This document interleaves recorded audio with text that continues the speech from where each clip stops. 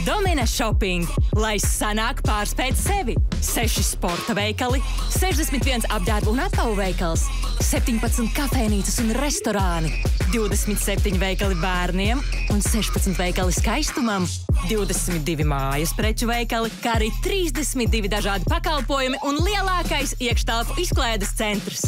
Domina.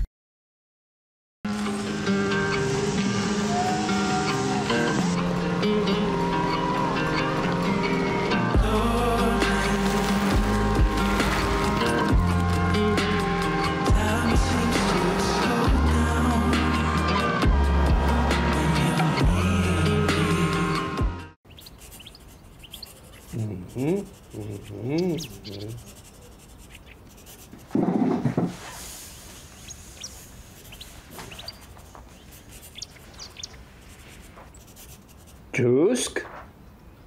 Jusk. Iepazīsti Jusk no jauna. Kvalitāte par vienmēr zemu cenu. Jusk? Vitautas pēc sporto, Vitautas pēc brančo, pēc trakas balles arī. Vitautas, zini, Vitautas magnīs tik tur nedabūsī, zini. Kādēļ repos? Repos, jo tas ir... Minītiņiem un sausu dzer, atgūsti enerģiju. Jubilejas 5. sezonā Eksi sanāk tirdzniecības centrā Domina Shopping. Raidījumu atbalsta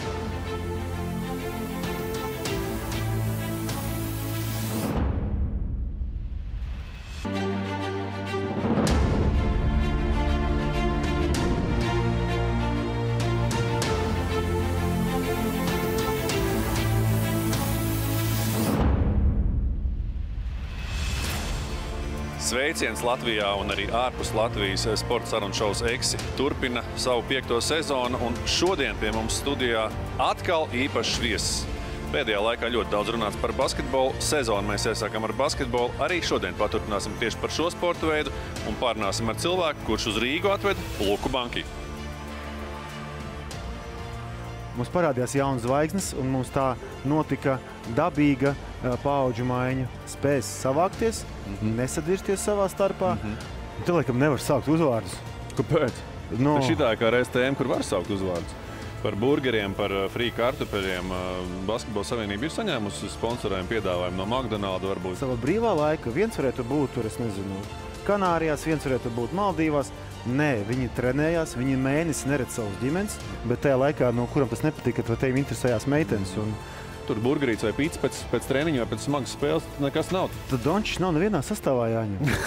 Mēs skatījāmies spēli ar Kristapienčēnu pret Franciju, un tu saproti, ka, lai uzvarētu to spēli... Turpat ir Bostona ar milzu līgumu, vai ne? Un tur kaut kur pa vidu ir basketbola savienība, vai ne? Cik patīkam tagad ir uzsist sev uz plecu un teikt, es taču viņu atvedu. Tā. Ļoti! Ir, jā? Eksi studijā šodien visu laiku garākais Eksis šeit pie mums 5 sezonu laikā.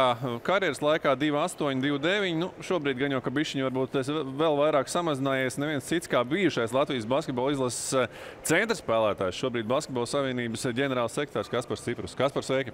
Čau, čau! Nu ko, Kaspar, mēs šo 5. Eksis sezonu iesākām ar basketbola tēmu, un tad es tā biju pie sevis nolēmis to basketbolu atlikt maliņā, bet, protams, ka basketbols un vēlreiz basketbols bija gan augusta beigās, gan septembrim līdz vidum. Šobrīd raidījuma 3. epizode, un mēs turpināsim par basketbolu. Emocijas droši vien, ka šobrīd visiem nedaudz jau nosēžās, ne? Un tas uzplaikstījums bija. Bet kādi ir tavi secinājumi pēc, es nebaidīšos šī vārda, izcilā pasaules kausa Latvijas izlasē? Viennozīmīgi rezultāts ir izcils. Protams, ka ejot lēnām turnīram, parādījās iespējas, ka to izcilību varētu vēl paaugstināt, bet jāsaprot, kurā līmenī mēs bijām augustā, kad mēs saskārāmies ļoti ar daudzām problēmām un sastāva korekcijām. Skaidrs, ka tas sastāvs, kādu mēs visi gribējām redzēt janvārī, tur, teiksim tā, traumas sāka ieviest savas korekcijas, un sākoties čempionātam, mēs bijām ļoti piesardzīgi, jo, saprotam, kādi mēs aizbraucam, ar ko mēs saskaramies, bet, plus ir tāds, ka, kā mēs redzam jaunas problēmas, paver jaunas iespējas. Un man liekas, tas ir tā ļoti forši, ka kaut arī mēs saskārāmies ar ļoti daudzām problēmām, mums dažiem spēlētājiem mums parādījās jaunas zvaigznes, un mums tā notika dabīga paudžu maiņa. Padalies, bet tā godīgi, jo mūsu sarunas vispār šeit ir tikai un vienīgi godīgas, bez melēm un tikai un vienīgi patiesība. Kāds bija pašam tev tās priekšnojautas izlasē, dodoties uz Džakartu?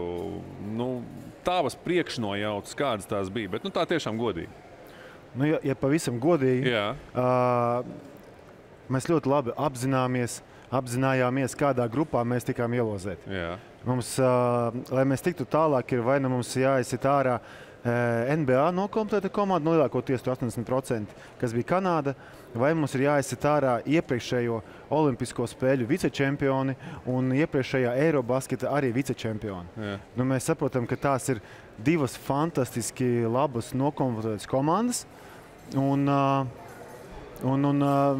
lai mēs viņus varētu, lai viņiem varētu cīnīties un uzvarēt, ir pirmkārt jānospēlē sava spēle pa 150%, bieži vien pat ar 100% nepietiek, un arī noteikti ir tas, ka mazliet zvaigznēm ir jāsastājās tā, lai viņiem tur kaut kāds būtu arī iekšējais problēmas vai kaut kas neiet.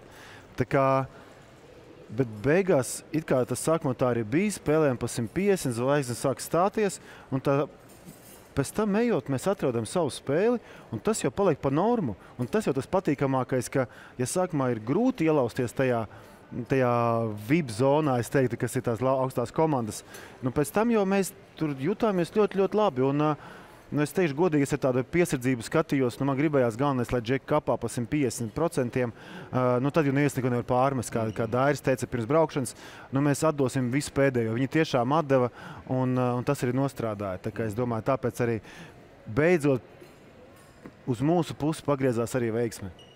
Par panākumu atslēgām runājot, daudz gan eksperti, gan dīvaini eksperti noteikti ir izteikušies par tām galvenajām panākumu atslēgām. Kas ir varbūt tā panākuma atslēga, ko tu pats, tu arī no šiem batērē daudz mēdījus un tam līdzīgi dzirdi, ko apkārt runā un tam līdzīgi. Kas ir tas, kas varbūt ir palicis nepieminēts? Ir kaut kas tāds, kas ir šajā visā trakumā basketbolā, kur mēs esam slavējuši, teikuši labu, bet kaut kāda viena vai divas, varbūt trīs panākuma atslēgas, kas ir tādas, varbūt, kas liekās kopā, kas nav uzteiktas un nav pieminēts. Ir kaut kas tāds bijis? Ja mēs zinām, tur banki tiek slavēts, komanda, vienotība, tur sastais spēlētājs un tam līdzīgi. Nu, tur var saukt un saukt. Ir kaut kas tāds, kas ir aizmirsts? Es domāju, nosaukts ir viss, jautājums ir kādā secībā. Jo, lai būtu tāds panākums, tur nepietiek ar vienu vai otru atslēgu. Tur ir vajadzīgs atvērt pilnīgi visas durvis, un tas šoreiz nostrādāja, bet es domāju, pats galvenais ir tas, ka bija saliedētība, kā mēs redzam, daudzām komandām tur sezonas gaitā bija, turnīra gaitā bija visāds domstarpības, un tas, ka treneris spēja atrast to pareizo veidu un uzmundrināt spēlētājus. Jo arī pirms turnīra tur arī visādi gāja, kāds tur varbūt bija pazaudējies, kāds varbūt, kā spēlētājs varbūt neiederējās, bet pēc spēles ar Lietuvu bija tāds mums visiem belziens pa muti, un tad mēs uzreiz sapratām, paga, tas uz urā vienmēr neies, lai būtu uz urā, nepietiek ar urā, tur pietiek ar to, ka mums tur vajag tieši to, ka mēs graužam grīdu, lejam sviedrus. Es domāju, ka tas noteikti ir komandas darbs, saliedētība un arī trenerim pareizā laikā vienkārši sajust, jo bieži vien tās kārtas, ko viņš izvelk, apmēram, ko tu dari, un beigās, bet tas nostrādā. Tāpat kā pret Serbiju Rīgā, kad likās, kā tā var. Bet runājot par banki īstenībā ir tā, ka viņš tieši izpildīja to, ko es vēlējos. Jo mums ir latviešiem visu laiku kādi stereotipi. Vajag tur vienu spēlētāju, vajag otru, vajag šito modeli. Nē, ir spēlētāji, kuri nes statistiku, un ir spēlētāji, kas nes uzvaras. Un tas es varbūt gribētu uzcelt pie tādu spēlētāju kā Gražuls, kurš viņš nevienmēr nes statistiku, bet tu zini, ka uz viņu var paļauties ne tikai vienā galā, groza galā, bet abos galos. Līdz ar to treneris bankiem mākas to niansi ienesa, ka ar tām zvaigznēm, ar statistikām viss ir kārtībā, bet jau no paša sākuma tomēr ir kvalifikācijas. Un tas tā mainījās. Mūs mazliet izsita no tāda pierastās normas, jo pirms tam spēli veidoja pavisam cits spēlētāji. Viņš atnākot pasaka, ka nē, es to redzu savādāk. Un tad bija visiem tā, kā? Nu, mums taču ir tas.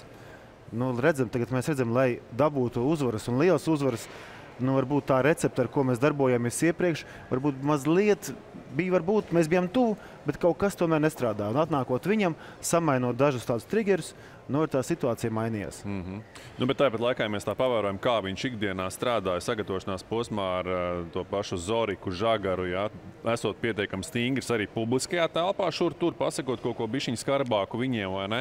Ko varbūt arī mēdī kaut kur vēl bišķiņu nedaudz piepušķojas, gribētu teikt, vai ne? Un, nu, tas arī bija tās viņa darbības tu vēro un skaties, un beigās tie ir tie čaļi, kas viņam atnes to rezultātu. Nu, konkrēti, ja mēs par Žagaru runājam, nu, tur, man liekas, pa visiem 110%. Un Zoriks arī savu darbiņu padarīja vajadzīgos brīžos. Jo man liekas, ka Banki jau labā ziņā viņš saprata uzreiz, vai ne? Lomas šārā, strēlnieks ārā, viņam ir, kā saka, jābūvē kaut kas jauns. Jā. Un viņš jau tā sagatavošanās posmā viņus savā veidā gatavoja tam spiedienam.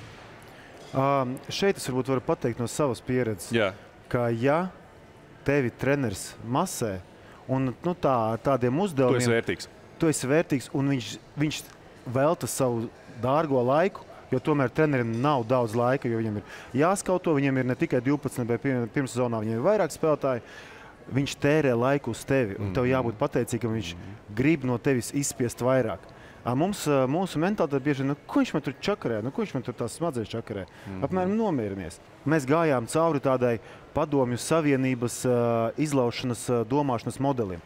Nu, mūsu jaunā paudze tomēr ir daudz eiropeiska, daudz rietumnieciskāka, un skaidrs, ka viņiem ir pavisam citi redzējumi, pavisam cits arī veids, kā viņi uztver informāciju. Nu, mēs augot 90. mēs visi bijām tādi uzvilkti, mazliet vairāk pa daudz varbūt. Un šie jau citi laiki, citi paudze, un skaidrs, ka mūsu vērtības jau ir daudz kā Latvijas, kā tautas vērtības ir daudz pietuvinātākas rietumiem nekā austrumiem. Pirms tam jau bija pavisam savādāk. Tā kā, protams, ka laikam ejot, mēs mūsu jaunatne adoptējās no tām prasībām, ko valsts virziens nosaka. Tā kā šeit, es domāju, tas ir tikai normāli. Labi. Kurš bija tavuprāt, ja mēs atskatāmies uz turnīru, tāds smagākais brīdis Latvijas izlasē, jo tā no malas šķita, ka tas viss būtībā bija pat tāda augšupejoša līkne visu laiku? Es domāju, vissmagākais brīdis, no kā man bija bail, pa lielam visu laiku mums gājis tā kā negluži pa sviestu, bet labi. Jā, es saku augšupejoša līkne. Jā, un pie kaut kādām krīzītēm, vai pie lielākas krīzes, vai pie lielākas zaudējuma kā pret Kanādu, man bija jautājums, ne jau spēlētājiem, bet pašam sev. Es ceru, ka čaļi spēs savākties, nesadirsties savā starpā un turpināt, jo visādi gadās. Vienkārši to kopību, kas viņiem ir. Un es redzēju, ka viņiem bija grūti brīži pēc Kanādas spēles. Tomēr bija tāds zaudējums. Pēc tam Vācijas spēle. Tā bija tā, ka jau esam, bet Džeki Vedalga iziet pret Itāliju. Bija tās 5-7 minūtes pagrūtāks, pēc tam atkal tur varēja just tās sagurums tās acīs un tās paģības nosacītās kaut kāds. Bet viņi paņēma, salauza sevi, jo pirmkārt jāsalauž sevi. Un tad arī salauza spēli, un tas ir, tu redzi, ka tai komandai ir raksturs. Viņai tiešām ir raksturs, jo, kad tev iet labi, tad tu zurā vienmēr iet labi. Jautājums ir, kā tu spēj motivēt sevi, motivēt savus komandas partnerus, kad tev neiet tik labi, ka tu esi reāli nolicis uz ceļiem. Cik ātri tu piecelies, un vai tu piecelies? Tad divi tādi smagākie brīži, tad zaudējums Kanādai un zaudējums Vācijai, ja? Es domāju, arī zaudējums Lietuvai, tas mums tā lika saprast. Pārbaudas spēlē, jā, uzreiz pirms čempionāta minus 3-5. Tas bija tāds drīzāk modinātājs zvans, ne? Jautājums, kurš to traktē. Vienam tas ir modinātājs zvans, vienam tas ir realitātes čeks, otram pēriens. Tas jautājums, vai pēc tādiem sagrāvēm tu vispār spēj noticēt, ka tu piederi pie tās sabiedrības, tās augstāko klubu sabiedrību, valstu sabiedrības. Un labi, ka tas notika pārbaudas spēlē. Labi, Kaspar, par tiem nesmukumiem, kas varbūt tādiem nesmukumiem nosacītiem, kas iznāca uz āru tur par burgeriem, par free kartupeļiem. Basketbola savienība ir saņēmusi sponsorējumu piedāvājumu no McDonalda varbūt šobrīd vai nē. Es ironizēju, bet tāpat laikā nē. Mēs tieši pie Burger King esam. Mēs jāaiziet, jā. Tieši tā, jā. Un vēl nav. Tas droši vien būs mūsu uzdevums. Jā. Bet, es lieku reizi visu laiku atgādinu, ka Latvijas izlases spēlētāji pa spēlēšanu izlasē nesaņem atalgojumu. Viņi algu pelna klubos, un te ir viņu goda jautājums. Un es domāju, ka tas ir īsti nepareizi mums viņus varbūt brīžos, varbūt kādreiz vajag, bet nu pat daudz viņus kritizēt. Nu, viņi, iedomājieties, viņi 2 mēnešus sava brīvā laika, viens varētu būt tur, es nezinu, Kanārijās, viens varētu būt Maldīvās. Nē, viņi trenējās, viņi mēnesi neredz savus ģimenes, un viņi velta Latviju un velta savu veselību. Tomēr traumas dažiem parādās, lai spodinātu Latvijas tēlu. Un piekasīties par tādiem sīkumiem, ka kādam varbūt kaut kas nepatīk, nu, tas nav korekti. Tas nav pareizi, manuprāt, jo, protams, ka tā ir Latvijas izlase, bet nu, mums ir jādara viss, lai džeki justos labi tā izlasē, lai nebūtu tā, ka viņi klusē tās 3 nedēļas un beigās redzi, tev nebija taisnība. Tā kā, tas brīžiem tas arī nav forši, jo mūsu džeki ir manā skatījumā pelnījuši tādu attieksmi, lai mēs viņiem lepojamies un lai mēs viņus atbalstam. Jo viņi velta savu brīvo laiku, lai spodrinātu un lai dotu mums pozitīvās emocijas. Nu, te laikam gan jāņem vērā, ka viņi varbūt kaut kāds savā ziņā paraugs jauniešiem. Viņi rāda to, un ja tur jaunieši viņus redz tur McDonaldā vai Burger Kingā vai vienalga kaut kur, tad jaunieši to arī tā kā ņem vērā. Viņi to saprot kā pašsaprotam. Tāpat laikā es tev varu teikt, ka pirms jau mēneša šeit sēdēja Jānis Blūms ar Kristapu Valteru, un Jānis Blūms, kurš, man liekas, savam saturam, savam uzturam pievērš lielu uzmanību, gan savas karjeras laikā, gan tagad joprojām. Viņš ir teicis, ka tur burgerīts vai pīts pēc treniņa vai pēc smagas spēles nekas nav. Tie ir ātri ogļuhidrāti, kas ļoti ātri izstrādājās. To Jānis Blūms teica. Es pats tik gudrs neesmu. Tad Dončis nav nevienā sastāvā jāņem. Nē, ja mēs tā runājam, es saprotu, ka pirms gadiem, 10, 15 mēs pārmetām, ka tas nav labais tonis, tomēr iet uz klubiem, paņemt kādu vīna glāzi vai kaut ko. Tas nav tonis. Tagad mēs nevaram ēst ātras ēdienas uzturēs. Labi, jūs tur pie vīna glāzēm neapstājāties. Nē, es kā piemērs. Kas būs nākamais, ko sportists nevar darīt? Beigsim arī tomēr iet galējībās. Pareizi Blūms Jānis teica, tas nav jau tik traki, ja tu kādu dienu apēd kādu hamburgeru. Tev dažreiz vienkārši gribās to tāda veida ēdienu. Tas nav nekāda ne likuma pārkāpums, ne vēl kaut ko. Tas ir pat daudz, man liekas, tev mazliet pat daudz meklēšana tieši tā medus mucā kā dārvas karoti. Labi. Tu minēji, ka spēlētāji par šo neko nesaņem. Par šo sasniegumu spēlētāji tiks kaut kādā veidā prēmēti, atlīdzināti to finansiālo pusi? Šobrīd Latvijas likumdošanā neparedz, ka tieši sportisti par 5. vietu pasaulē... Es saprotu, bet Savienība naudu saņems, jūs varat kaut kādā veidā dalīties ar viņiem? Mēs noteikti meklēsim risinājumus, kā kaut kādā veidā viņiem palīdzēt, bet to ir grūti izdarīt, kad attiecīgi šīs normas nav paredzētas valsts regulējumos.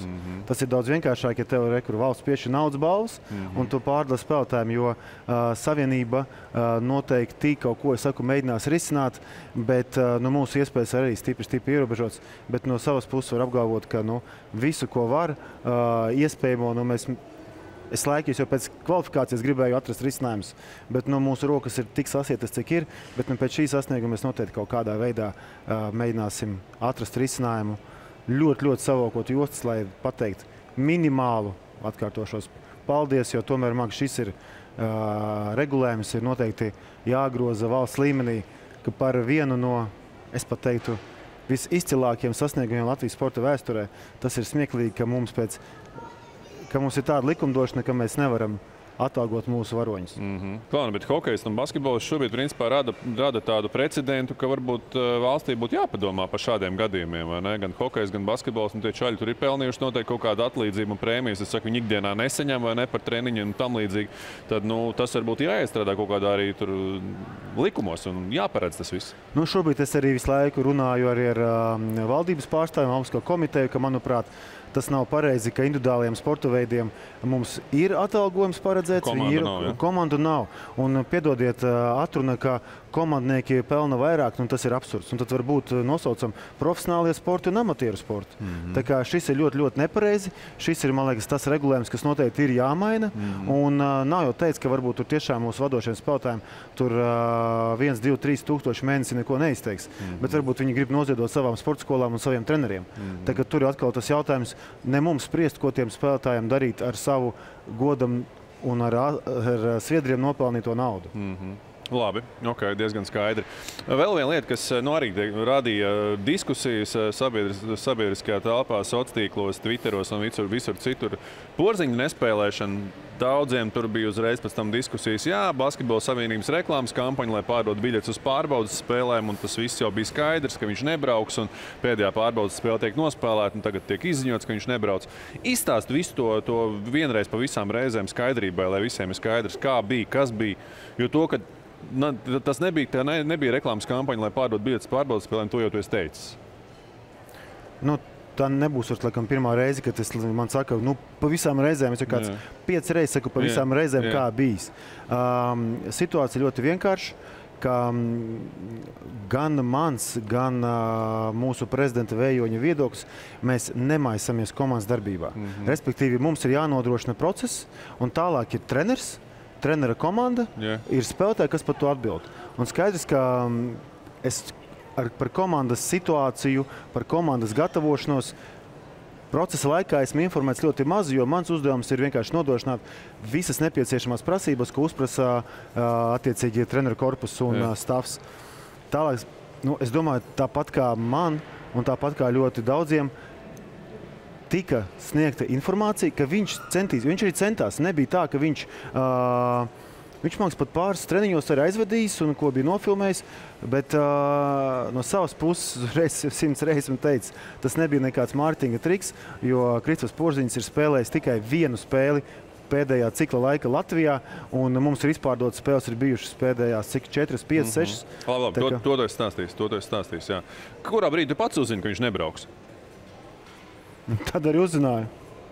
Tu uzzini to no sociālajiem tīkliem? No sociālajiem nē, protams, ka man paziņoja mazliet pirms, bet tad es arī uzzināju un protams, tā bija tāda šoks. Es neslēpšu. Bet pagaidi, tev kā ģenerāla sekretāram interesē beigās Porziņš. Kas ir? Kāpēc viņš tagad nevar spēlēt šovakar? Tur, spēlēm pret Somiem, spēlēm, tur vēl kādu pārbaudas spēli. Tu taču pats interesējies noteikti. Tu saki, tu nejaucies komandas darbā, bet tev taču beigās kā līdzjutēju arī interesē, kā basketbolu cienītāju. Jā, mani, protams, ka interesē. Vienreiz es uzprasu jautājumu pēc Liepājas stāsta. Spēlēs. Bet tu jau nevari, es noteikti pārliecināts, ka Kristaps arī gribēja atrast veidus, kā uziet uz laukuma, nospēlēt, bet droši vien, ka komunicējot ar saviem, es pieļauju, ar darba devējiem un ar mūsu komandas ārstiem, tur parādījās risks, vai spēlēt uz pretsāpju līdzekļiem, uz cik spēcīgiem pretsāpju līdzekļiem spēlēt, vai tas ir to vērts. Tas jautājums, es domāju, vairāk Kristapam, jo es nemācēšu atbildēt. Es esmu pārliecināts, ka viņš darīja visu, lai brauktu uz pasaules kausu.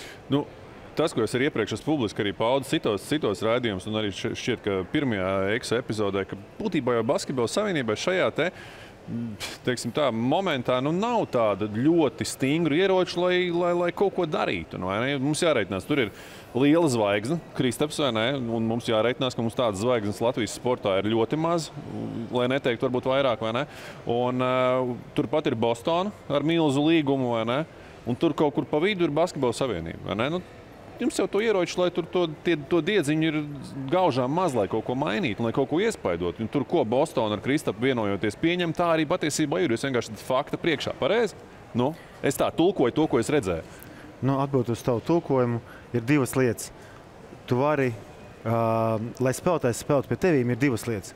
Vai tu noliec lielu žūksni, vai tu radi pozitīvu, foršu, maigu vidi. Un jūs darat otro? Mēs daram otro, mums nav iespēju, tā kā varbūt ir, es nemaz nerunāju par NBA, Eirolīgas klubiem, es nemaz nerunāju par lielām federācijām.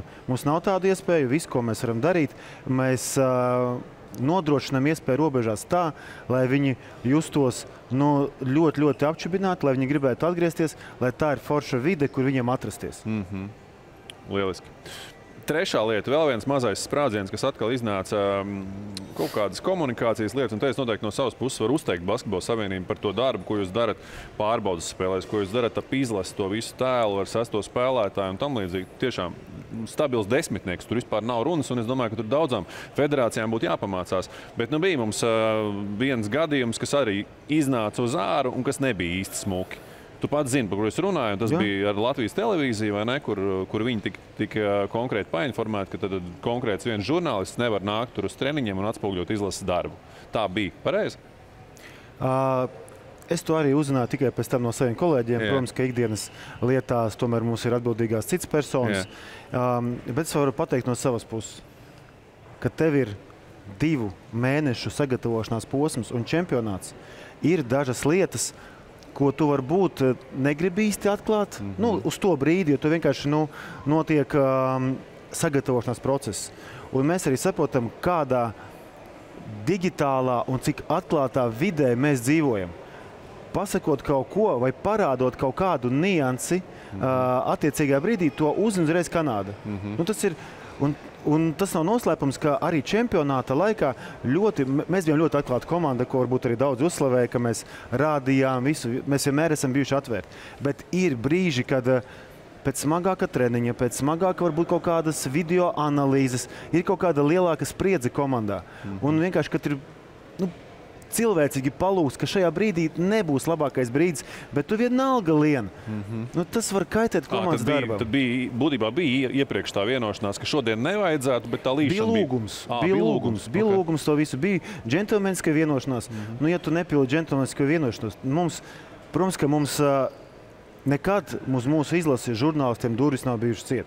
Mums vienkārši viņas ir vai pavisam vaļā, vai ar mazu šķirbiņu. Un kad tā mazā šķirbiņa tā vienā dienā ir palūgts, varbūt neradīt lieku spriedzi, jo tomēr treneri ir un medicīniskais personāls ir sarūpējuši kaut kādu plānu, kā viņi iet. Un vienkārši tajos brīžos vienkārši milzīgs lūgums tajā dienā mazliet saudzīgāk. Pēc tam atkal nākamā dienā, kad tas jo treniņu process notiek ne tikai fiziskais, bet arī, mēs saprotam, arī, ja smagāki treniņi, tad viņi ir vairāk spēlētāji uzvilkušies, ja vieglāks treniņš, tad ir savādāk. Tur radies tāda situācija, labi. Varbūt, protams, ka vainīgos vienmēr meklē tajā brīdī. Es saprotu arī žurnālistus, labi, bet man ir lūgums arī saprast sporta nianses. Sporta niansēm, lai sasniegtu ļoti augstus rezultātus, katrai mazai lietiņai ir no svara. Tā kā tāda situācija bija. Kādu secinājumu Savienība izdarīja no šī? Bija kaut kādi secinājumi tika izdarīti? Es personīgi izdarīju tādus savus secinājumus, ka pirms tam bija tā, ka mēs ļāvām visur iet un tam līdzīgi, bet, kad tu nāc uz nākamajiem līmeņiem, tomēr tās nevis prasības, bet mazliet kaut kā jādara profesionālāk un pareizāk un konkrētajos laikos.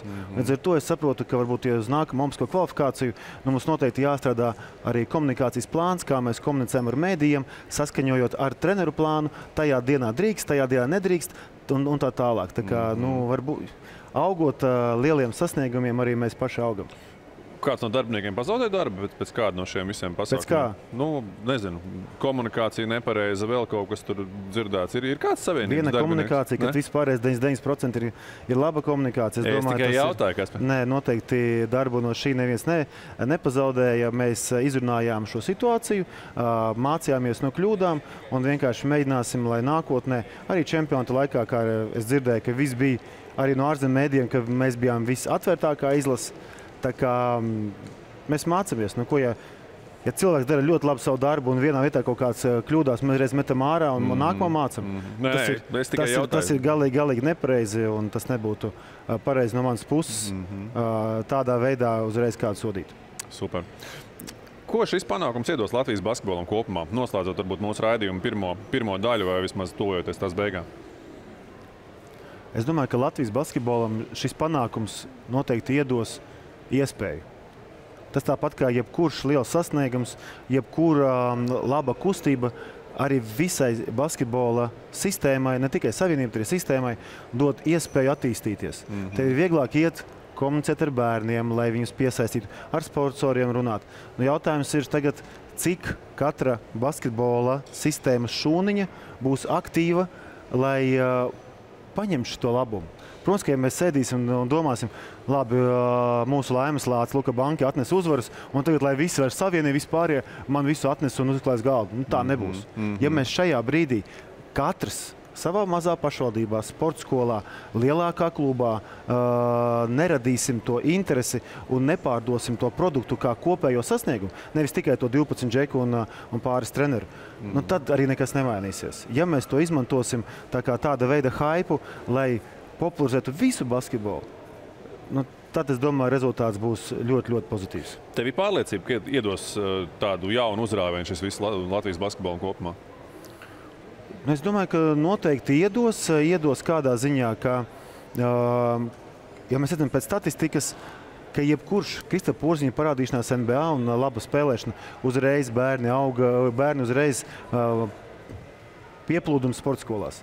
Ja mums 17. gadā bija 5. vieta uz Eiropā, uzreiz pieplūdums sporta skolās. Arī es domāju, no šī sasnieguma... Šobrīd kas par 80-85 tūkstoši jauniešu pareizi, ja? Nē. Vai 8? Es cerētu. Jā, es atvainojos. 8 pusi, ja? Jā, 8. Es jau gribu viņu sareizināt ar 10. Jā, es ceru, ka būs tagad 10. Tas skaits, kas nodarbojas ar basketbolu, tad 8,5 tūkstoši, ja? Šobrīd, jā, es precīzi nepateikšu ap to ciparu. Noteikti ir pluss tāds, ka, ja es paskatījos datus, mums katru gadu, mums pat Covid laikā nebija samazinājums grupu bērniem. Līdz ar to tas ir ļoti, ļoti forši.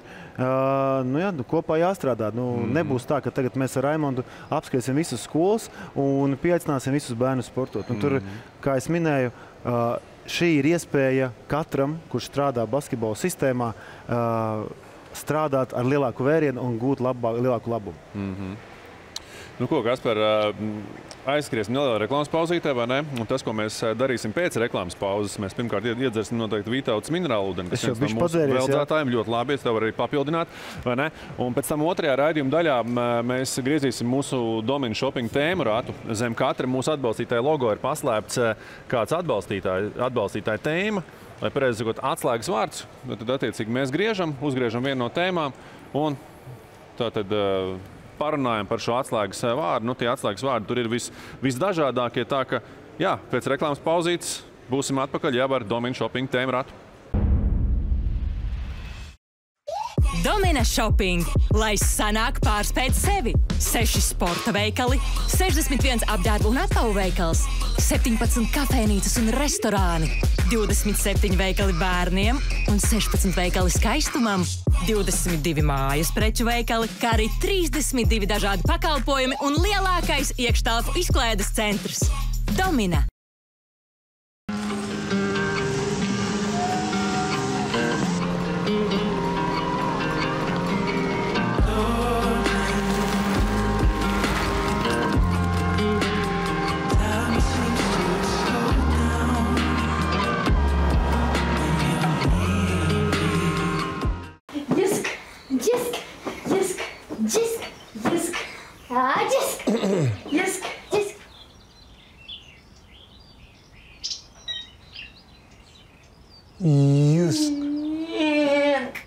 Iepazīsti Jusk no jauna.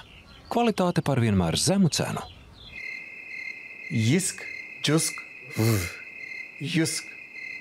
Vitautas pēc sporto, Vitautas pēc brančo, pēc trakas balles arī. Vitautas, zini, Vitautas magnīs tik tur nedabūsī, zini. Kādēļ repos?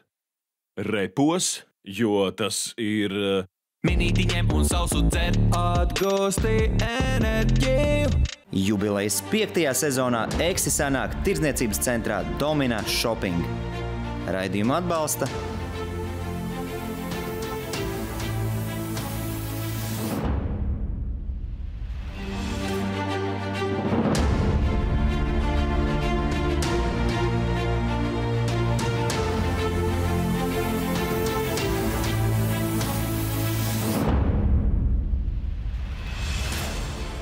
Eksi 5. sezonā turpina sanākt Domina Shopping un atgriežamies no reklāmas pauzes mēs ar pamatīgu Ford enerģiju un jā, Ford ir arī Basketbola savienības viens no atbalstītājiem, kas par tā, ka tu droši vien ar kaut kādu labu vārdu vari teikt par Fordu, vai ne? Jo Fordam mašīnas ir labas, vai ne?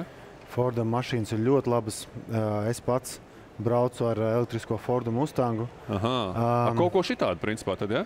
Mazliet tādu bišķi augstāk. Viņš tā kā, jā, bet... Sākumā bija grūti pierast pie tām uzlādēm, bet tas uzreiz tev liek plānot laiku. Labi. Un es teikšu godīgi, esmu sajūsmā. Jo pirmkārt, tu vari braukt pa autobusu līniju, kamēr viss strāv sastrēgumos. Tu vari parkoties kā ar auto. Un arī Fordam Mustangam tas uzrāviens ir ļoti pamatīgs. Skaidrs. Zini, kā es esmu sajūsmā, ka tu esi sajūsmā, vai ne, pa Fordu. Bet es ļoti ceru, ka Fords man ar 5. sezonā, kā saka, kaut kādu aparātu iedos. Mustangu kā minimums, vai ne? Bet es jau Kaspar tev iečukstēju, ko mēs darīsim, un arī mūsu skatītājiem iečukstēju, ko mēs darīsim raidījuma 2. daļā. Mums tātad šajā sezonā ir jauninājums. Domina Shopping tēma rats. Mēs tātad griežam ratu, un zem katra mūsu atbalstītāja logo ir atslēgas vārds vai tēma, kuru tad mēs attiecīgi pašķetinām. Bet šeit es gribu tādus vairāk stāstus no tavas karjeras, jo tu šeit esi gan kā bijušais Latvijas izlases basketbolists, vai pareizi sakot, eksis, vai ne? Gan kā šī brīža Basketbola savienības ģenerālsekretārs. Līdz ar to šobrīd tev jāpārslēdzas uz to eksu formātu vairāk, vai ne? Tās korektās atbildes tu vari nolikt maliņā, jo tās korektās atbildes viņas nevienmēr ir interesants, vai ne? Tā kā šobrīd mēs ceram uz tevi, kā saku, uz atklātību, un es aicinu tev pirmo griezienu veikt, un tad jau nākamo griezienu veikšu. Pirms tam arī viss bija atklāts. Pats. Es ticu, es to neapstrīdu nevienā brīdī. Tu jau daudz esi savas karjeras laikā ruleti griezis, to es arī zinu. Rulets nekad neesmu griezis. Nekad, ja? Nekad neesmu griezis. Nekad. Nu ko? The Body Shop, ja? Viens no Domina Shopping veikaliem arī šeit. Tu arī, starp citu, Domina Shopping es bieži viesis, jo pavisam vienkārši Domina Shopping telpās ir arī Basketbola savienības biroja telpas. Tā ka, es domāju, ka tu iepēcies daudz Domina Shopping, vai ne? Arī Body Shopā, ja arī Body Shop. Kā dāvanīja tādu Ziemassvētku vārdienas, tas ļoti parocīgs veikals. Vēl viena lieta, ko es zinu, man vienu brīdi bija doma uzaicināt tev šeit ar suni, jo Domina Shopping viņš augšā ir. Ļauj iepirkties ar suni. Jā. Jo tu esi suņu mīļotājs, es zinu, vai ne? Tev ir suns? Man ir suns. Alu. Gludspalnais retrievers un jā, es pat dzīvniekiem. Es negribu kas par tevi samalot, bet man liekas, ka Domina Shopping vienīgais lielveikals Latvijā, kurš pieļauj tātad suņus atsevišķos veikalos. Tā ka laipni lūgts Domina Shopping arī turpmāk iepirkties kopā ar savu sunu, vai ne? Un ko tad mums The Body Shop piedāvā? Un piedāvā mums tātad atslēgas vārdu svarīgākais tavs metiens vai viena spēle. Nu, tad no tavas karjeras, kas tev varbūt ir tāds spilgts? Es cerēju, ka tieši to es neuzgriezīšu. Jo tas ir tā... Jo tev nav nekā? Jā, tāds... Zini kā, ka centriem jau ļoti reti, kad dot to svarīgo metienu. Nu labi, spēle arī nav bijusi tiešām liela spēle. Ir, ja mēs tā skatāmies karjerā, tad, protams, tās emocionālākās spēles bieži vien ir izlasē, jo tad ir, tu spēlē pa valsti, tās pavisam citas emocijas. Un es domāju, ka man personīgi viena no tādām emocionālākām spēlēm ir bijusi spēle pret Lietuvu, kad mēs vinējām 2001. gadā, ja nemaldos, Turcijā, jo Lietuva pirms tam olimpiādē bija vinējis bronzas medaļu, un tad to jāspēl pret Lietuvu tie visi tās zvaigznes, ko tu redzi televizoros, un tev pret viņiem jāspēlē. Un Kotmaksas laukumā pat nebija izgājis, bet tas bija tā. Klāt tu biji? Klāt biju, jā, un tas bija tā ļoti tā emocionāli. Es domāju, ka mēs visi zinām, kā ir vinēt Lietuvu. Ja tīpaši tā bija play-off spēle arī, un tad mēs tikām top 8. Un, tas bija tā viena no emocionālākajām. Labi. Kāpēc spēlētāji vienmēr saka, ka viņiem tās emocionālākās, tās tuvākās spēles ir tā izlasē? Jo tomēr tu taču ikdienas darbā tu pelni savu naudu tomēr klubā, kas arī ir nemazāk svarīgi. Klubu pārstāvjiem tu nevar atļauties teikt, jā, man tagad svarīgākā spēle tur ir bijusi izlasē. Tu nekad tā neteiksi noteikti. Kāpēc tā ir vienmēr? Es domāju, ka klubos ir tas, ka tu esi kā algos darbinieks. Vienkārši, protams, ka tu izvērtē, kāds treneris, kāda ir komanda, kāds ir, piemēram, man kā centram bija svarīgi, kāds ir saspēlnieks, lai nav tā, ka tu vienkārši kā tramvajs skraidi turpat atpakaļ bez bumbas. Tas ir svarīgi. Bet viņi tev mainās. Kādam ir viens klubs, kādam ir 20 klubi. Bet izlase tā tev ir viena, tā ir tava valsts. Tev izlase karoks ir ietutuvēt sirdī, un tu viņu nemaini. Tu viņu negribi mainīt, tās ir tās patriotiskās jūtas, un tāpēc es domāju, ka ar izlasi asociējas tas, ka tā ir tā lieta, ko tu nevari un tu negribi nopirkt. Tā ir tava zeme, tā ir tava valsts, tas ir tavs karos, himna, un tāpēc jau māks tās ir tās emocijas vienmēr lielākas. Ko tu pareizi runā, Kaspar? Ko es iegriezīšu samācies, tieši tā iegriezīšu mūsu tēmu ratu krietni vien ātrāk. Es gribu uzdot tev tikmēr vēl vienu jautājumu, kamēr mūsu rats griežās. Par olimpisko kvalifikāciju. Kāda ir skaidrība? Turnīrs Rīgā reāls, nereāls? Valsts iedos naudu. Esat jau paguvuši paprasīt? Zini kā, es vienmēr saku tā, ka sporta skolā un klubiem skatoties plašāk, ka nevar būt tikai savas intereses. Nu, šeit ir līdzīga situācija, ko varbūt es gribu un ko valsts var izdarīt. Tomēr mēs ļoti labi saprotam, ka tā finansiālā situācija, šobrīd politiķi nav tajā spožākajā situācijā. Tās prasības ir ļoti, ļoti daudz. Un, protams, ka es kā funkcionārs, es kā basketbola funkcionārs, kā Kaspars Ciprus, es gribu vairāk. Es uzskatu, ka tikai basketbols tas Latvijas dzinuls. Tā jau īstenībā nav. Jāsaprot reālā valstiskā situācija. Kaut kur Kaspar iekavās vēl jāpatur 25. gads, kur arī valsts pamatīgi, teiksim tā, investēs vai ne tajā pasākumā. Viennozīmīgi, ja nebūtu 25. gads, varbūt arī būtu pavisam cits runas. To es domāju daudz saprot. Jā, bet šeit mēs runājam par to, ka skaidrs, ka 6. spēlētājs palīdzētu mums sasniegt labākas virsotnes nekā bez viņiem. Bez viņa tur vispār būtu grūti, bet mēs arī saprotam, ka basketbolam jau valsts ir tā palīdzējusi, jo tās finansējums, ko viņi mums ir plānojuši 3 gadu laikā iedot, nevienam citam sporta pasākumam viņš nav piešķirts, bet jāatzīst, ka neviens cits sporta pasākums Latvijā, kas ir bijis, un es gribu domāt arī tuvākā laikā nebūs nesis arī tādu finansiālo atpakaļ atdevi, kā to izdarīs Eirobaskets. Labi. Ko mums izstāsta, ka magnēts ir, vai ne? Uz body shop atklāsam. Tas, ko mēs darām, mēs vienkārši ejam pulksteņa radītāja virzienā un hair riga salons bez pieraksta. Es nojaušu, ka tu var aiziet, safrizēties bez pieraksta. Un šis mūsu atbalstītājs mums piedāvā tad atslēgas vārdu pavisam vienkārši Luka Banki. Jo cilvēks, pie kura tu trenējies, un cilvēki, kuru tu pēc tam atvedi uz Rīgu, atvedi uz Latviju un atvedi beigās uz Latvijas izlasi. Kas ir tā pirmā asociācija, jo tu pie viņa esi strādājis arī kā spēlētājs? Man īstenībā interesanti ir tas, ka pirms 2 vai 3 dienām man uzvanīja viens spēlētājs, ar ko mēs kopā spēlējam Triestā. No Francijas viņš ir olimpiskās sudraba medaļas ieguvējs 2000. gadā, ja nemaldos. Un viņš saka, klausies, es skatos uz Luku Banki tagad, tās dažas spēles, ko viņš pavadījis, tas taču ir pavisam cits cilvēks. Jo skaidrs, ka mēs spēlējām tādu 2000, viņam bija nemaldos 36 gadu. Tā kā jauns. Kāds viņš bija toreiz? Traks. Treniņi bija vājprāts. Ļoti grūti bija izdzīvot to viņa izdzīvošanas skolu. Bet to, ko es redzu tagad, skaidrs, ka viņš ir, kā jebkurš arī spēlētājs, kā jebkurš profesionāls, ja tu gribi attīstīties, tu audz, tu pilnveidojies, un tagad tu redzi Luku Banki pavisam savādāku, daudz nosvērtāku, daudz profesionālāku. Tā kā, bet atkal tās emocijas, ko viņš ir izdarījis, kā viņš ir pārveidojis Latvijas izlasi, jo skaidrs, ka spēlētāji ir tie paši. Vienkārši viņš varbūt uzlika pareizos akcentus, un arī viņš iemācījis, arī parādījis mūsu pāriem treneriem darba etiku. Jo, ja mēs gribam sasniegt augstus rezultātus ar varbūt tādu ne tik ļoti zvaigžņoto sastāvu, kāds iespējas ir Spānijai, Francijai, mums ir ļoti, ļoti jāpiedomā pie darba etikas. Pie pareiziem knifiņiem, lai īstenot. Katrai detaļai ir no svara. It īpaši ar mūsu mazo populāciju, ar mūsu finanšu iespējām. Tā kā viņam ir pavisam cits redzējums arī uz basketbolu nekā mums bija līdz šim. Tā kā nepaņemot, daudzus līdz tam svarīgus spēlētājus, mums kā Latvijas sabiedrība uzreiz ir ažiotāža un kāpēc, bet tagad mums pašiem ir jāsaprot, kāpēc varbūt līdz šim mēs neesam sasnieguši pasaules kausu, kāpēc Alašs mūs līdz kaut kam ir pietrūcis viens metiens, varbūt tieši tam dēļ, ka mēs virzamies, bet līdz galam mēs nesapratām to pareizo profesionalitāti. Kaut ko esat pārnājuši ar viņu, kā viņš atcerās tevi toreiz kā basketbolistu vēl tagad? To, ja godīgi, mēs neesam runājuši, bet labi, pieminēja, varbūt būtu jāparunā.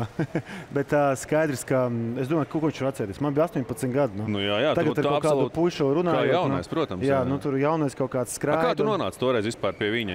Viņš tevi izvēlējās vai kluba vadība toreiz izvēlējās? Kā tas bija? Zini tu to vēsturi vispār? Kā tu nonāci pie viņa? Tas bija. Mums bija Zadara Eiropas čempions 18. Jā.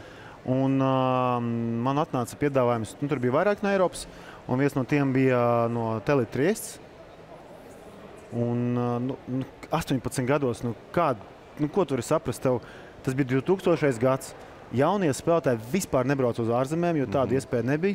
Tādu basketbola akadēmiju sistēmu Eiropā nebija. Tajā laikā vēl sports nebija tik tāda biznesa vide.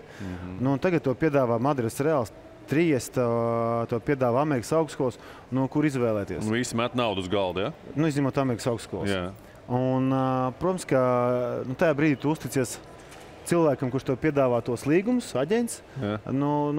Tā ir 18 gados. Tu aiztais acis un saka, jā. Negluži aiztais acis, tur uzreiz tu apsties tur ir kalni, Trieste, tas ir forši starp Alpiem un Adrijas jūru. Trīs starp dzīvoks jau balkoni, vispār super. Tā kā, bet, protams, ka arī kāpēc bija ievirzi attiecīgi uz to Triestu. Un tāpēc, ka Luka Banki arī kaut arī bija traks, bet viņš visu laiku deva iespēju jaunajiem.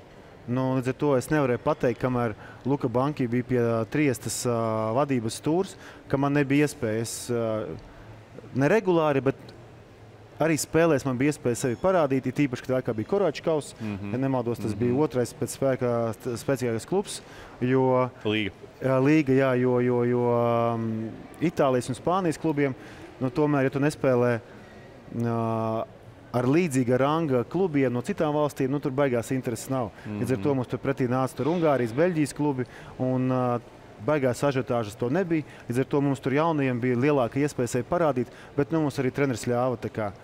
Viņam arī paldies, ka viņš deva tās iespējas, jo, kad mainījās treneri, atnāca viens vecais, tur smagi pabīdījies, tur tuvāk faniem. Ok, skaidrs. Es ļoti daudz paralēlus velku skatoties uz Luka Banki darbībām, gan šeit čempionātā, gan pirms tam ar Bobu Hartliju.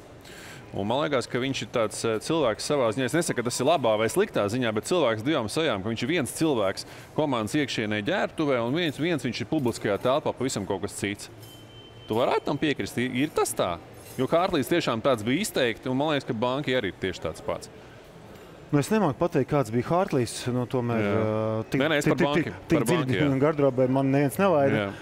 Par Banki, es neteiktu, ka viņam divas sejas. Viņš tāds ir. Tā kā viņš ir intervijās, tāpat viņš arī ir ģērbtuvēs. Ļoti strukturēti, ļoti motivējoši, ļoti emocionāli, bet tas ir tikai viena puse, ko mēs redzam. Tas ir tas veids, kā viņš uzmundrina, kā viņš pārdod to produktu, bet to, ko mēs neredzam, es arī biju rādījis arī treneriem, kad tev viņš pēc tam atnes 21. gadā vienkārši tādu grāmatu, grāmatu ne, bet pierakstu tādu kā burtnīcu, negluži ne, klādi, kur katrs treniņš, katra detaļa, katra pārdomāta lieta. Un tad tu saproti, ka viņš ir nenormāli prasīgs pret sevi, viņš ir nenormāli prasīgs. Pārējiem. Līdz ar to skaidrs, ka mēs nevaram nodrošināt viņam vislabākos apstākļus, kā to varbūt citas federācijas, bet viņš arī saprotoši. Un līdz ar to, ja viņš kaut ko prasa, es zinu, ka tas ir tikai tāpēc, lai mēs sasniegtu labāku rezultātu. Tā kā viens, ko mēs redzam, kā viņš intervijās runā, bet otrs, kādu viņš darbu iegulda, varbūt, kad viņš nav pie kamerām, un tas ir ļoti smags darbs, ļoti detalizēts darbs. Un es domāju, ka tieši tas nesa tās uzvaras, jo mēs redzam laukumā, jau komanda skrien, jau pulkstens ir aizgājis. Bet to, ko viņš izdara, katru detaļu ieliek iekšā pirms tam, tas ir pavisam cits stāsts. Iepriekšējās sezonās man arī šeit ir izteikušies konkrēti Oļegs Rokins un tāpat arī Kaspars Daugaviņš tur būs un Kaspars Gorkšs. Es gribētu pasties vienu video un pēc tam kopīgi varēsim arī nokomentēt. Kā tavuprāt tas izskatās no tavu skatu punktu? Viņi runā tieši par Hartliju un tieši par Banki. Es vienmēr mēģināju iemācīties tos latviešu vārdus, mēģināju parādīt to, ka viņam nav vienaldzīga tā latviešu valoda un tā latvietība. Vai tas tā bija, vai tā nebija, es negribu par to. Es saku, vai tas tā bija, vai tā nebija, es negribu par to nemaz tā runāt, bet tas vizuālais tēls, tas viņam bija labs, un es domāju, tas arī daudziem patika. Nu, te Kaspars Daugaviņš, sēžot arī, man liekas, ka Kaspara krēslā teica, ka viņš par to naudu arī varētu iemācīties tur tos 4 vai 5 teikumus. Ja tā mēs runājam. Jo Kaspars, tur droši vien, ka tie, kas varbūt redzēja tās epizodes ar Kasparu Daugaviņu piedalīšanos, viņš teica, ka es jau par to naudu, kā viņš saņēma, es jau varbūt gatavs tagad iemācīties tur zivis ķert ar rokām apmēram, zinot, un tam līdzīgi. Ja? Man stāsta cilvēks no Kanādas, ka viņam sarkanas asinis. Kaspar, šis ir tas, ko es gribēju teikt, ka viņš, man liekas... Viņam maksā tur, rūpīgi rēķinot, kaut kas teica 300 štukas. Es pat 300 štukām arī varu pateikt, ka es esmu no Latgales, braukt uz Latgali un mācīties latgaļu valodu. 3 vārdus iemācīties un teikt, labs darbs. Zini, vienā brīdī tas jau tā kā spēlētāji arī varēja redzēt, pietiek dirst no apmēram. Tas, ko viņš tajā publiskā telpā, tas ārzemju speciālists, viņš rada to iespaidu bišķiņu citu, kā viņš ir patiesībā, vai ne? Sākumā visi tur šitādām acīm. Tas ir tāds periods. Tas var būt ilgi. Gan Banki, gan Hartlīs, tie ir 2 augstākās klases speciālisti. Viņi zina, kā spēlēt uz līdzjutējiem, viņi zina, kā spēlēt uz vadību, viņi zina, kā saglabāt savu darbu. Patiesībā tajā hierarhijā spēlētājs tikai ir viena no sadaļām. Tur ir darba organizācija, tur ir šī pārsteiguma iemācīšanās, kas žurnālistiem liek sajūsmā plaukšķināt un iedomāties, ka viņš jau ir pieteicies rindā uz Latvijas pilsonību, tas pats līdzjutējiem slavēt, tie paši baušļi, kas bija sarakstīti, kas diezgan ātros tempos izplatījās, kas patiesībā tāda 10 punktu sistēma ir ļoti ierasta sistēma ārvalstu čempionātos, kur tev ir šie iekšējie kārtības noteikumi ļoti saīsināti pielikt. Tas pats darbs ar vecākiem, kas līdz tam Latvijā bija tāds ļoti neorganizēts pasākums, bet viņš saprot, ka viņa līdzjutējs ir viņa bērnu vecāks. Tātad ar ko ir jārunā ar bērnu vecākiem. Tā kā augstākās klases speciālisti ļoti labi apzinās savu spēles laukumu, spēlētājs vai tā teikt spēles dalībniekus, ar kuriem viņiem ir saistības, un tāpēc arī viņiem maksā milzīgas summas, ka viņi māk šīs lietas izmantot un uz katru no tām pareizajā brīdī uzspiest. Kaspar, pavisam vienkārši. Man liekas, čaļi tur diezgan labi noraksturo. Gan Hartlī, gan Banki, ne? Nē, forši, ka var atļauties trenerim samaksāt 300 000. Tas, protams, Cik Banki saņem? 310 gadā noteikti, pat ne tuvu. Ja mēs runājam par Luku, te mēs atkal jaucam 2 lietas. Mēs jaucam savu valsti ar vērtībām. Luka nevienā brīdī nestepa krūti, ka tagad es tās ņemšu Latvijas pilsonību un visu. Viņam nav sarkanās asins, ja? Viņš ir iemīlējis šo valsti, viņš saka, ka te ir forši, bet viņš joprojām ir itāls. Bet ko viņš mēģina pateikt, ka ir vērtības, kuras ir daudziem cilvēkiem vienādas, līdzīgas. Un tas ir tas formāts, kāpēc varbūt mums, kā Latvijas Basketbola Savienības vadībai un treneram Banki, ir un spēlētājiem ir tā kopējā ideoloģija, mums ir vērtības, kuras mēs gribam iet, jo mēs saprotam, ka tas jau tas, kas apvieno, sapulcina, jo, populisms, jā, karoks, himna, es tās par 300 000 to darīšu. Viņš to nedara. Viņš to nedara par 300 000. Viņš to nesaka. Un līdz ar to tas ir uzreiz ir savādāk. Vērtības ir, viņš vienmēr uzsvērs piezemētība, mums jāiet soli pa solim. Tās ir tās lietas, kas mūs vieno, pateikties faniem, pateikties līdzjutējiem, jo tas ir svarīgi. Viņi mums ir svarīgi. Un, lai mēs viņiem būtu svarīgi, mums tas jābūt atgriezeniskai saitei. Un tā šobrīd arī notiek. Mēs vairs sestais, vairs līdzjutējs un basketbols un spēlētāji, tās starp viņiem vairs nav robežu. Tas tā kā ir saplūdis kopā. Viņi iet pie līdzjutējiem, viņi priecājās, viņi kopā tā kā pēc spēlēm dod intervijas un arī komunikācijā. Man ļoti patīk to, ko viņš sākumā ir teicis.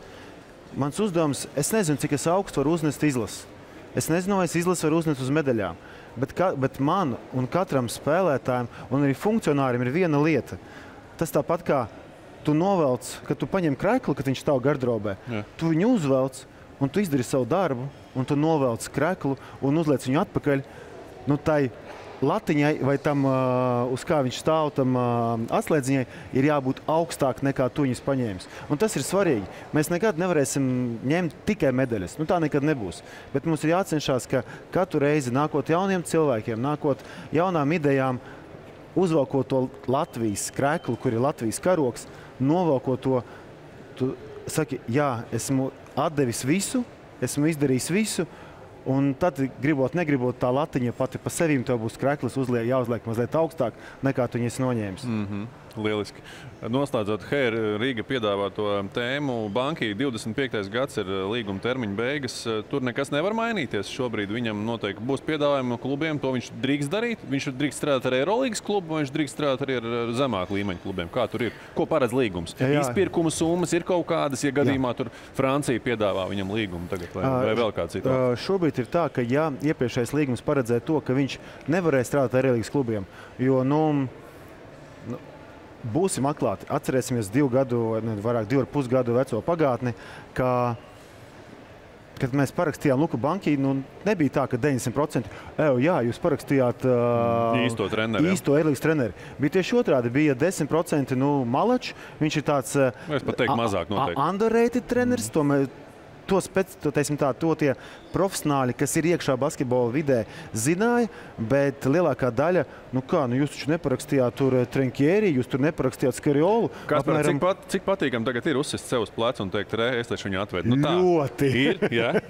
Nē, bet zin kā, ir viens, ka tu paņem uzreiz, teiksim tā, labāko rallija mašīnu, un tu vinnēm, tā tam ir jābūt. Bet, kad izlase, es negribu teikt, ka treneris nav audzis kopā ar izlasi, jo treneris jau pirms tam ir bijis. Vienkārši kaut kādu apstākļu dēļ viņš bija spiests spērt 2-3 soļus zemāk, gan pēc Lokomotīvas, gan ar Ēku, jo tomēr viņš bija ar Itālijas klubiem ieņēma Eirolīgā izcīnījis arī bronzas medaļas, bet viņam viņš bija spiests atpakaļ pie jautājuma. Atpakaļ.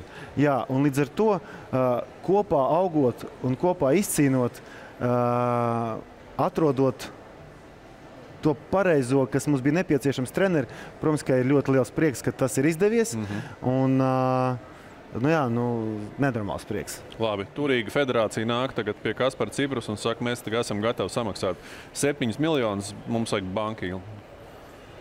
Es domāju, ja būs 7 miljoni, tas būs cits stāsts. Tik neviens nepienē. Bet ir paredzēta kaut izpirkuma summa arī izlašu līmenī? Šobrīd nav paredzēta punkts par izēju no līguma. Okay. Ja iepriekšējā līgumā bija, teiksim tā, bajauts, šobrīd viņš nav paredzēts. Ok, to es arī gribētu dzirdēt. Griežam mūsu tēmu ratu tālāk. Un skatāmies, ko mums nesīs nākotne. Un Domina Shopping tēmu rāts. Gan jau atkal uzgriezīsies The Body Shop, vai ne? Un te visiem liksies, ka ir magnēts, vai ne? Ir magnēts, tev jāgriež uz Apollo, es jau zinu. Es jau zinu. Apollo kino. Un ko viņi mums piedāvā? Mums piedāvā atslēgas vārdu funkcionārs. Manīm, ja? Tava pirmā asociācija funkcionārs. Kāds tu esi, kā tu te nonāci un vispār, jā? Īstenībā tas ir pilnīgi pretstats, kā spēlēt basketbolu. Tā varētu būt, jā. Es labprāt, ja būtu veselība un jaunība, atgrieztos tomēr uz laukumu. Tā ir pavisam cita spēle, kas šeit notiek. Paraksturo šito spēli. Kāda tā ir? Kāda ir tā funkcionāra spēle, ko tu šobrīd spēlē? Funkcionārs ir vairāk, tev ir jāsaprot to, ka, lai ko tu darītu, vienmēr viss būs slikti. Tā ir realitāte. Tā ir precīzi, nes precīzi, bet godīgi, jo skaidrs, ka, ja tev ir 100% cilvēku loks, piemēram, tu izdabāt visiem nekad nevarēs. Un tā ir mūsu mentalitāte, ka ļoti retā gadījumā tev pateiks, paldies, tu esi izdarījis kaut ko labu. Tā ir, ja kāds noklusē, nozīmē, ka tas ir labi. Un vienmēr būs cilvēki, kas kaut kas nepatīk. Tur, piemēram, kāpēc jūs rādat pa LTV 7 spēles? Kāpēc ne pa TV3? Kāpēc ne to? Kāpēc ne to? Šobrīd ir tāds sajūta, ka mūsu sabiedrībai visu laiku tikai kāpēc? Kāpēc ne tas? Kāpēc ne tas? Ir kāpēc kaut kādi iemesli, kāpēc to dari, un izdabāt tu nevari. Un tu visu laiku funkcionāru darbā, tu saskaties ar to negatīvo, jo to pozitīvo vienkārši latviešu cilvēks pēc dabas neiznes ārā, ļoti reti iznes ārā. Tas ir ļoti, ļoti grūti aprast. Pēc 5. vietas izcīnīšana tā negatīvā ir kļūst mazāk? Tā ir mazāk. Noteikti esmu saņēmis arī daudz apsveikumus, bet es ļoti labi apzinos, kas ir sports. Sports tas nav teātris, kur tu izcīnot 5. vietu, turpinās izcīnīt tikai 5. vietas. Sports ir tā izrāde, kurai sākoties pat arī 2 vienādām komandām spēlot 0-0, tu nekad nezini, kāds būs rezultāts. Labs piemērs Latvija-Lietuva spēle. Vienā ir -3,5, otrā ir +3,5. Tas tu nekad nezini, kāds beigas, un skaidrs, ka pēc Bulgārijas spēles tu biji pagrabā, tagad tu esi penthausā, bet diezgan grūti arī sadzīvot ar to, ka pat bieži vien strādāt ar vistīrāko sirdsapziņu un darot vislabāko, ko tu vari izdarīt.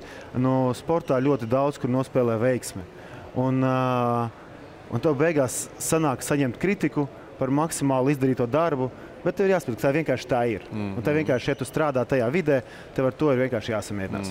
Ļoti labi, ka tu esi sapratis, jo tiešām, man liekas, ka sporta funkcionārs nekad nebūs labs visiem. No viena viņš paņems varbūt par daudz, vienam darīs kaut ko ne tā un tam līdzīgi.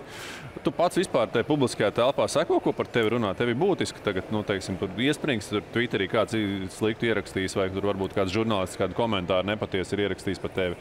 Nepatiesi pat varbūt nē, bet varbūt tādi, kas tev nav vērts, nepatīk pašam. Es varbūt vairāk reaģēju uz tām lietām, lai saprotu gaisotni. Skaidrs, ka sabiedrībā, tā kā es minēju, kā bija ar spēlētājiem un treneriem. Kāds kaut ko nepasveicināja, kāds nenospēlē aizsardzībā, viss, tu esi melnajā sarakstā. Un līdz ar to ir pamatota kritika, izvērtējot reālu esošo situāciju, izvērtējot ministru kabinetu noteikumus un tā tālāk. Ja tā ir pamatota, tad skaidrs es ieklausos, lai saprastu, kur es vēl varu pilnveidoties un augt. Ja tur kāds kaut ko bļauj, kāpēc tur nav tas vai tas izdarīts, mīlīši, paņemiet, apskatieties mūsu reglamentā, apskatieties ministru kabinetu noteikumos, ir lietas, ko var mainīt uz sitienu, un ir lietas, ko esot šajā funkcionāra amatā, nevar mainīt.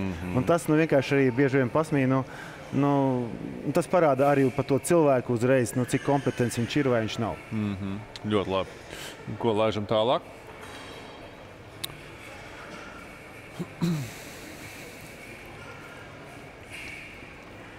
Un skatāmies, ko mums nesīs nākamā tēma. Vitautas mūsu veldzētājs, starp citu, ja nekļūdos, tad Lietuvas izlases oficiālais ūdens. Es nezinu, vai Lietuvas izlases šobrīd ir priecīga, vai ne? Es domāju, ka Latvijas izlase ir krietni priecīgāk. Bet Vitautas mums piedāvā emocionālākais brīdis karjerā. Asaras, prieki, bēdas. Tavā basketbolistu karjerā? Šīs 2 nedēļas bija noteikti, es nerunāju par basketbolu karjeru, bet ja ņemam visu emocionālākais, tā kā es minēju, tu kā funkcionārs centies izdarīt maksimumu. Un tad, kad sākās čempionāts, tad, kad sākas spēle, ja treneris vismaz kaut ko var tur piekuriģēt, spēlētāji iespēja robežās ļoti daudz ko.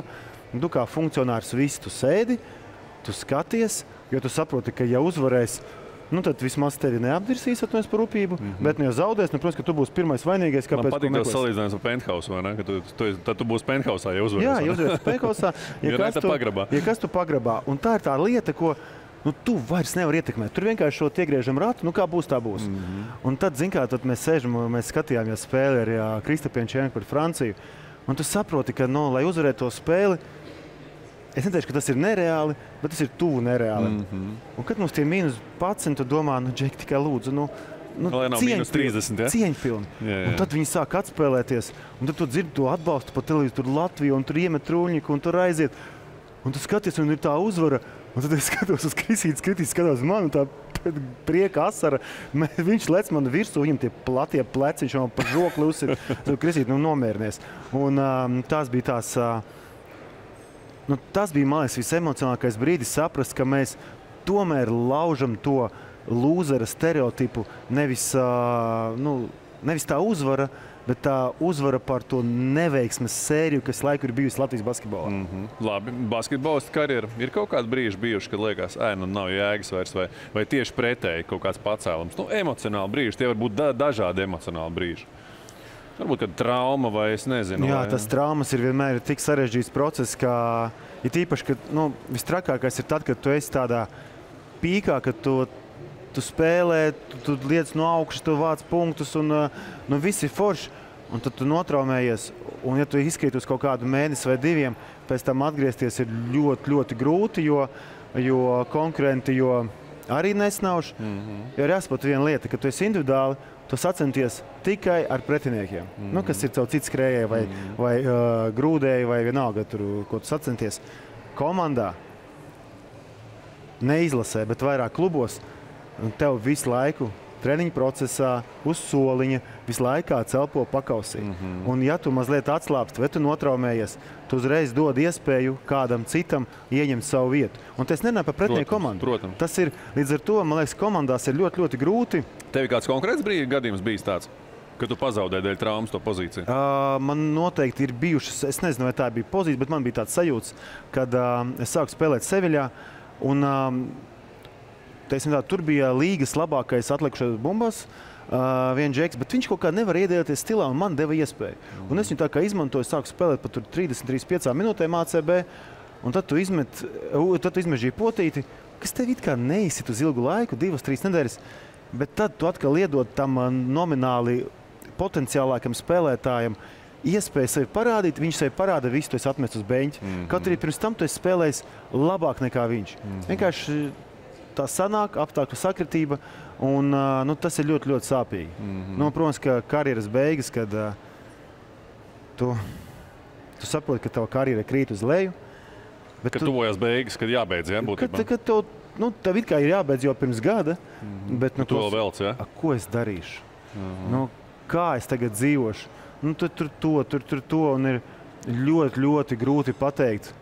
Un aiziet pīkī, tas nav iespējams. Tev visu laiku gribās, un tu ceri, es atgriezīšos, es pierādīšu. Tad pasties pasē, čalīt, ko tu vairs tur pierādīsi? Tā vairs nav tava cīņa, un tā ir ļoti grūti apzināties. Un arī tās lietas, ko arī Kristapam bija teicis Čēnekam, ko es sākumā piedzīvoju ātrāk, viņš pēc tam vēlāk. Tad, kad tu sāc jaunajiem pārmest, ka tu kaut ko vairs, tev slikta piespēle, tu nevari to, tu esi neatbloķējis. Tu saproti, ka tev jāiet projām.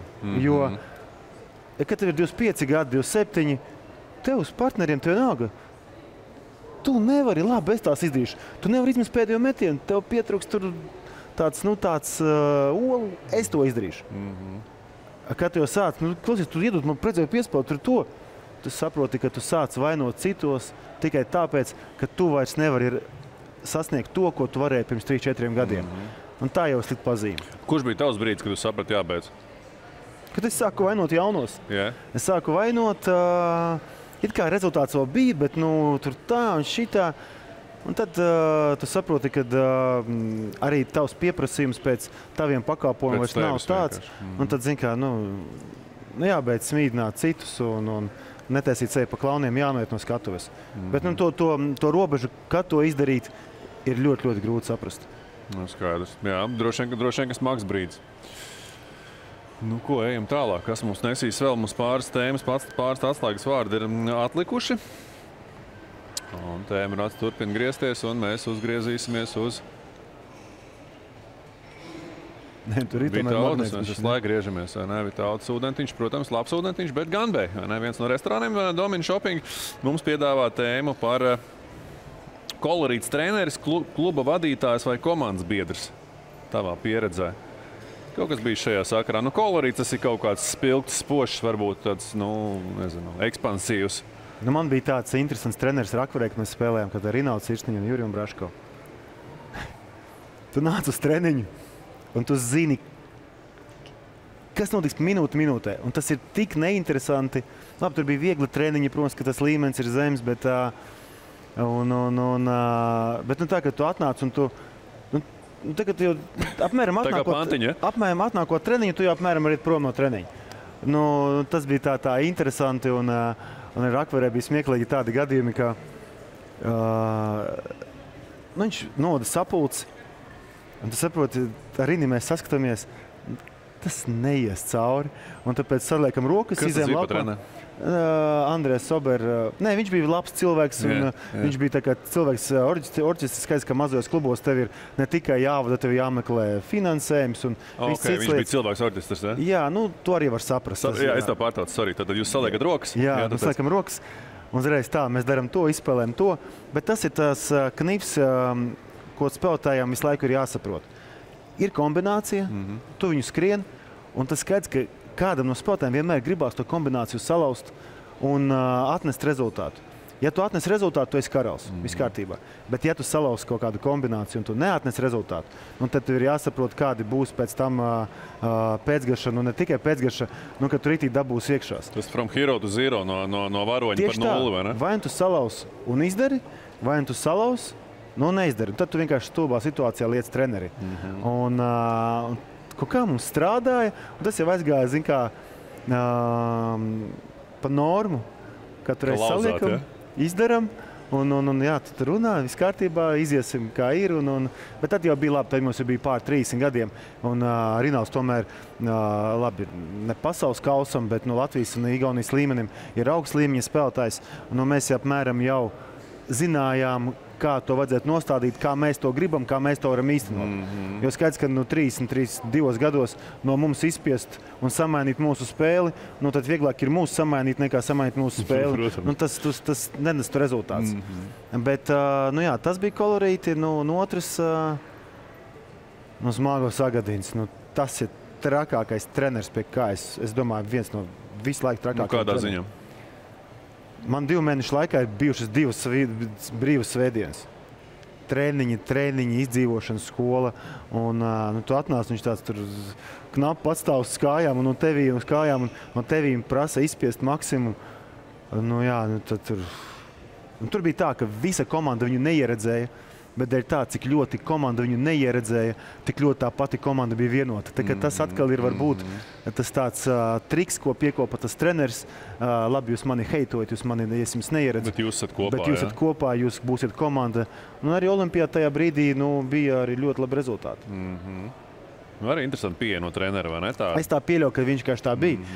Šobrīd, tajā brīdī, man, protams, ka viņš likās slims treneris, bet šobrīd tā pavērtējot psiholoģiju un tam līdzīgi, es pieļauju, ka tā bija viena no viņa stratēģijām. Labi, kāds kolorīts spēlētājs varbūt?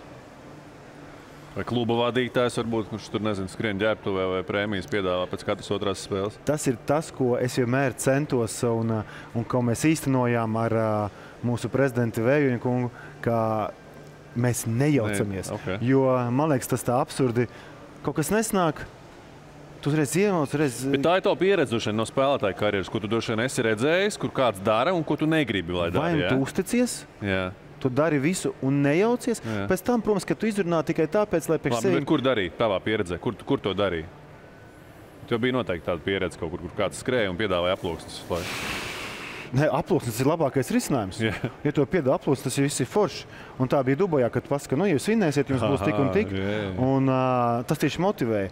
Bet, zini, ka tev atnāk kaut kāds tur vadītājs un saka, tu tur ne tā nospēlēji vai vēl kaut ko. Un tev nečalīt, nopietni, man ir treneris, es viņu klausos, tev kas nepatīk, atlaidi, viss kārtībā, bet nečakarē man smadzenes. Tu nekad neesi spēlējis basketbolu.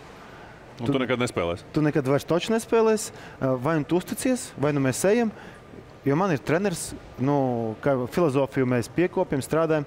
Ja tas neiet kopā, jā. Bet tu saki, aploksņu princips tomēr strādā, jā?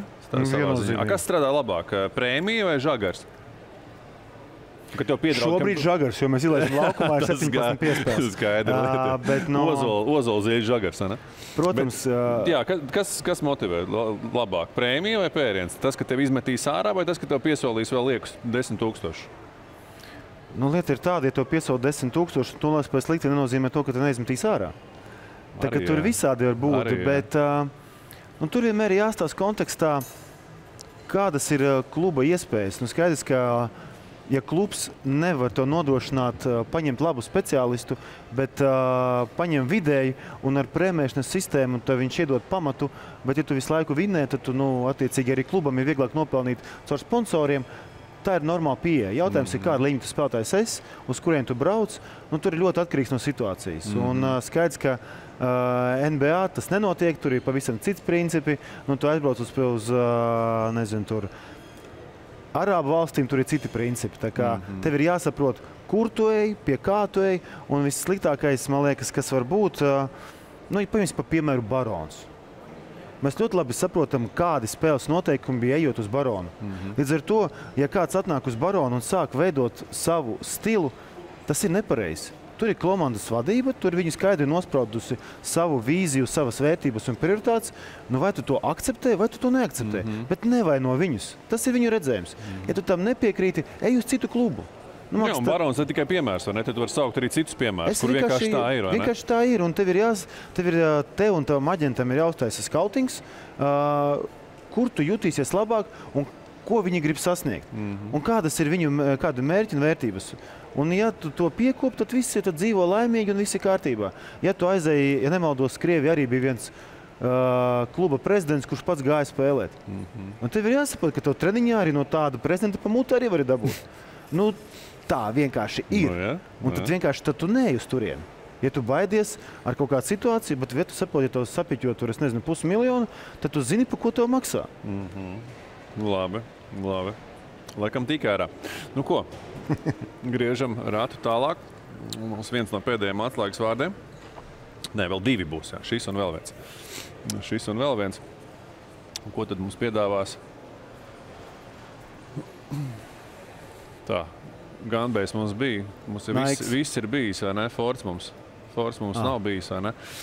Fords arī mūsu, kā saka, viens no atbalstītājiem šajā sezonā piedāvā mums tēmu komandas biedru izjokošana. Kā esi izjokots tu vai kā esi izjokojis citus? Jā. Te laikam nevar saukt uzvārdus. Kāpēc? Šitā kā reiz tēma, kur var saukt uzvārdus.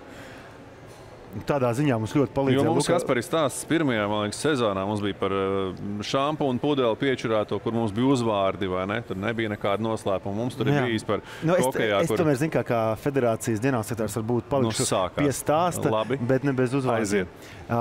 Bez viena uzvārda. 1. aprīlis. Es uzminēšu to uzvārdu. 1. aprīlis. 1. aprīlis. Protams, ka gribās kaut ko izjokot. Es tagad nepateikšu, tas bija... Nē, tas mums bija pagājuši gadu. Jā, pagājuši 1. aprīlis, kā izjokojam. Un tad mums ir kolēģi, tur būs grūti, jo mums ir vairāk kolēģi, kas spēlē 2. līgā. Un mēs jokam, ka Luka Banki uzrakstīs, lai gatavojās, ka vasarā viņš būs nepieciešams izlasēji. Ar Luku saskaņojam, atnāk uz īziņu tam kolēģim īziņa, ka, večuk, tu gatavojies, viss būs kārtībā. Tas kolēģis, tā kā lasa, tā kā smējās, skaidrs, ka 1. aprīlis, bet tas stāsts ir tik ļoti ticams, ka tev uzraksta Luka Banki, ka tik ļoti tam gribās noticēt. Tad bija, varbūt tā bija mazliet pa nežēlīga izjokošana pat priekš 1. aprīļa, jo, tu dod cerību tam spēlētājiem, jo skaidrs, ka visi jau grib uzspēlēt visaugstākā līmenī. Bet, arī LBL2 spēlētāji. Arī LBL2 spēlētāji, protams. Tas ir normāli. Labi, varbūt tādi kā es vairs nelolo cerības, apzinās, ka ja man atnāk tāda izziņa, jā, bet, vēl 1. aprīlī. Jā, bet, džekiem, kam ir nedaudz pāri 20, tomēr ir tā cerība, un tas bija viens no tādiem smieklīgākajiem jokiem. Un vēl viens joks, kas bija ļoti, ļoti sen. Es spēlēju Polijā. Man bija gadi 20. Un tad mums bija viens cilvēks konto, kas visu laiku teica, nē, tur uz kaut kādām zemākām līgām, nē, te vispār es eju tikai uz augstāko līmeni, bet tas spēlētājs bija ļoti tāda viduvēja līmeņa spēlētājs. Tad mēs sarunājām ar maniem konto kolēģiem, ar Ādolfu, ar citiem, Kristapēņu Čēnku, man liekas. Vajag izjokot. Zvans no Polijas, no mana telefona, kad es spēlēju. Uzreiz uzrādās tam džekam, ka Polijas zvans. Es stādos priekšā kā, nemaldos, Anvila asistents. Jo Anvila tomēr bija zināms tajā laikā. Un tas džeks tā pēc tam teica, ka nevar. Bet tas atkal bija tā ar nodomu, nevajag teikt, ka tu pats tam gribētu, lai tas notiek. Un viss, un tev pēc nedēļas jābrauc. Un tas džeks iet uz skolu, bez ņēma papīrus ārā no skolas, tās brauks. Un tad mēs jau saprotam, bišķi pa traku jau aiziet. Un tad mēs pateicām, un tad atkal bija tā vilšanās. Un tad tu lēnām sāc saprast, ka tām izjokošanām labāk pasaka, ka tev tad bišķi netīrs ir, un ar to pietiek. Jo pārāk traka izjokošanas tomēr dod cilvēkiem cerības. Un lai nesnāk kaut kāda tāda stulbi dzīves pagrieziena. Tu pats izjokots kādreiz esi tā, ka apvainojies bez mazā, varbūt arī, ģērbtuvē kāds tev iznest cauri, tur kaut ko izdara tādu, vai ne? Vai tu nebija tas, kurš apvainojās, kurš labāk atspēlējās pēc tam? Jā. Jā? Bet, kā saka, atmiņa ir slikta, tāpēc viss pierakstam. Bet gan jau bijuši kaut kādi gadījumi, bet tik konkrēti man ja atmiņā nav palicis, tad droši vien, kad nav. Protams, ka ir bijuši kaut kādi, kur kaut kas, bet tā kā tu esi izjokots bijuši, bet es tavu sitienu nepateikšu. Ok, laižam tālāk. Noslēdzošais mūsu tēma no tēma rata. Pastīsimies, ko mums tā nesīs. Atbilžu iespējas ir vairākas. Bet uzgriežās mums... Tagad Nike. Nike, jā? Nike Outlet Store. Kas par Nike mums piedāvā pavisam vienkārši atslēgas vārdu ar sveicieniem no Jāņa Blūma. Raunas iela. Tā ir basketbola bērnība. Tā ir basketbola bērnība, jaunība. Tas ir tas laiks, kad tu esi basketbola karjeras sākumā. Tev nav naudas. Jo tas bija kaut kā 90... Jā, tas bija 99. gads, 12. klases. Kad reāli tev nav nekādu ambīciju, kā tu gribi kā sportists, bet tev ambīcijas ir, tev nav prasība, jo tev nav nekā, un tu vienkārši ej, lai sasniegtu savu mērķi, un, protams, tas, kas tur notika, labāk paliek iekšienē. Bija ļoti daudz interesanti piedzīvojumi, ko labāk vecākiem ir īpaši nestāstīt. Mēs patulkojam, ka tas bija laikam dzīvoklis, kur jūs dzīvojāt tu, Janičēnoks, Blūms. Esam Blūms, bet Janičēnoks dzīvoja Baldonē. Okay. Bet tā kā uz Baldoni grūti pa dienu izbraukāt pēc skolas, viņš pie mums palika. Un, tur bija tā, ka telefonu mobilo nebija, mēs rāvām telefons ārā, lai mūs netraucē vecāki par rītiem, kad gribējās izgulēties. Un tā bija jaunība, ko es varu pateikt, ar visām izrietošām sekām. Traks laiks. Tas, ko Jānis man pačukstēja, ka tu esat bijis baigais meiteņu mīlulis tajā laikā. Ja? Bez jokiem, jā. Tas, ko viņš atcerās. Tikai to? Gan jau, ka arī kaut ko citu. Skaidrs, ka 18 gados sākot spēlēt kaut kādā augstākā līmenī, tu jau paliec par tāda veida vietējā līmeņa zvaigzni. Skaidrs, ka uzreiz par tevīm interesējās daudz vairāk meitnes, un kuram džekam šobrīd, labi, tagad varbūt tā tendence arī tur ir visā dažāda, bet tajā laikā, kuram tas nepatika, ka par tevīm interesējās meitenes, un tas bija normāli, un man tā šķiet. Un gājis visādi. Kāda vēl ir plusi jaunībā būt tādam top čalim tur skolā un tam līdzīgi, vienaudžu vidū? Jo jūs bijāt pareizi, tu saki zvaigznes. Es domāju, ka plusu ir ļoti daudz, kā tev liekas uz to brīdi. Tev ir ļoti daudz iespējas, tev ir ļoti daudz atpazīstamība, tev ir kaut kā piever acis, ja tu kaut kādu palēdību izdari. Draugu pēdiņās tev ir daudz, vai ne? Tas ir tas, ko es gribēju runāt par negatīvajām lietām. Tev ir daudz viltus draugu, ko tu pēc tam sāci apjēgt. Un negatīvā arī lieta ir tāda, es tieši negatīvā, bet tas ir tavs dzīves izaicinājums. Ir jāaiziet cauri slavai un naudai, lai tu paliktu pēc tam par normālu cilvēku. Jo tas tā ir, un ļoti maz cilvēku, kā mēs redzam, kuri tādā veidā visu dzīvi paliek normāli. Kādā brīdī tāpat kādam ir kaut kāds klikšķīts, aiziet ciet, sevi uztur mazliet pārāku pa pārējiem. Tā ir tā blakus fāze, ko labāk izdzīvot, pārdzīvot ātrāk, palikt par normālu cilvēku, palikt pie normālām, cilvēcīgām vērtībām un turpināt attīstīties kā personā. Jo uz to brīdi, kad tev noliek žūs naudu, visi skrien un par tevim priecājās, skaidrs tev liekas, ka nevis tu kopā ar zemi riņķu apkārt, bet ka kaut kādā veidā zeme sāk riņķot ap tevi. Un tas ir ļoti, ļoti nepareizs priekšstats, ko es gribētu, lai mūsu jaunajiem, kas ar to saskarās, es nevienu pa izlasi runāju, pa jauniešu vairāk izlasēm, lai viņi no tā ātrāk tiek cauri, jo tā nav laba īpašība. Ko es domāju, Kaspar, uz šīs nots mēs varam arī noslēgt mūsu tikšanās reizi, vai ne?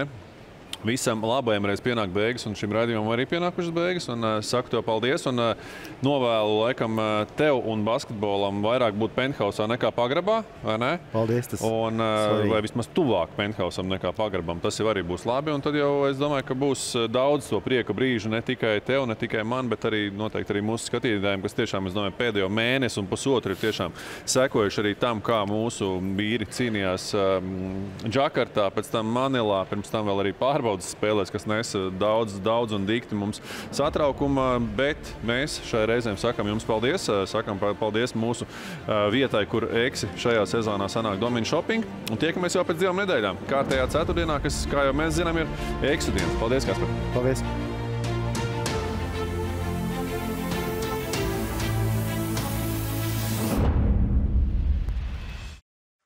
Domina Shopping, lai sanāk pārspēt sevi. 6 sporta veikali, 61 apģērbu un apavu veikals, 17 kafēnīcas un restorāni, 27 veikali bērniem un 16 veikali skaistumam, 22 mājas preču veikali, kā arī 32 dažādi pakalpojumi un lielākais iekštelpu izklaides centrs. Domina.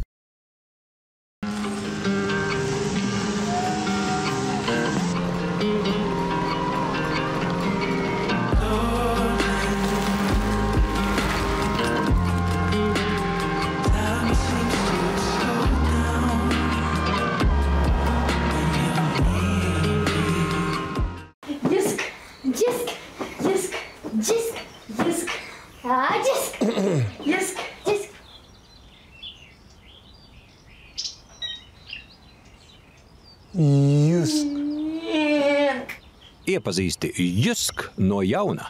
Kvalitāte par vienmēr zemu cenu. Jusk, Jusk, Jusk.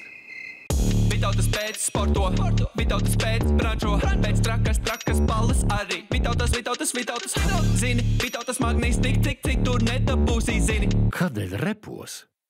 Repos, jo tas ir... Minītiņiem un sausu dzer, atgūsti enerģiju. Jubilejas 5. sezonā Eksi sanāk tirdzniecības centrā Domina Shopping. Raidījumu atbalsta